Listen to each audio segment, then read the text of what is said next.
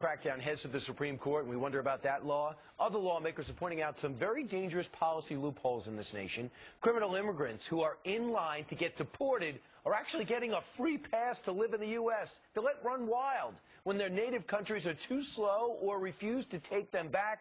We set them free. Joining me now is a person who's outraged. Congressman leading the effort to close up this dangerous immigration loophole from Texas, Ted Poe. Congressman, welcome to the studio. Good to see you, Brian. All right, Congressman, what are you saying we should be doing with the 8,740 immigrants who we ordered to leave, whose countries say we won't take you back? Well, they don't take them back probably because they have enough criminals of their own, so they stall. And people that are foreign nationals, commit a crime, serve their time, we can only detain them an additional 180 days, and then we have to release them. And they're released back on the streets while they're still waiting deportation.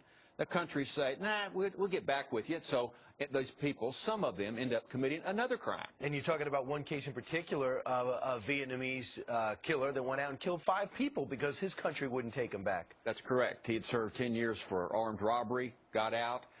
Vietnam wouldn't take him back. Now he's charged with committing 5 murders in San Francisco. So there has to be a consequence to these countries. So we'll put up some. Here's 10 of the nations: Cuba, China, India, Jamaica, Pakistan, Somalia, Iran, Trinidad, Tobago. So you're saying, okay, guys, you don't want to take them back?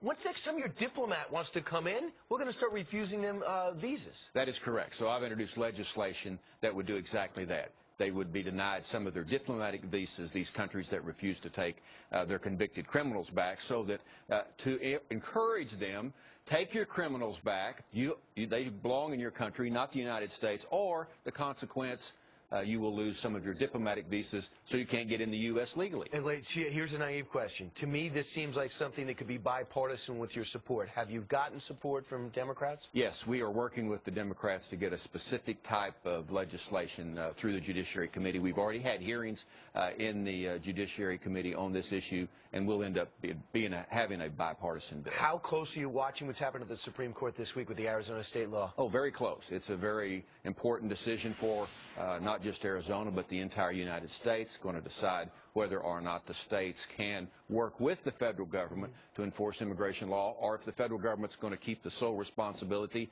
and continue not to enforce the immigration law. Do you think that law in Arizona would be good for Texas? I do. I personally think it would be good in Texas. We have the same problem that the other southwestern states, as far as people that are in the U.S. illegally, and very difficult to manage them because, in my opinion, the federal government doesn't enforce the law that they're supposed to enforce. And Congressman Ted Poe, hopefully this goes forward because it seems like something everyone can agree on. If you're convicted of a crime, you should not be allowed to stay here, and you should make these countries pay the price if they don't let them back. Take your convicted outlaws back home where they belong. Is that too much to ask? We take our guys back. We take ours back. They take theirs now. Congressman, great to see you. Thank you, Brian. Thanks.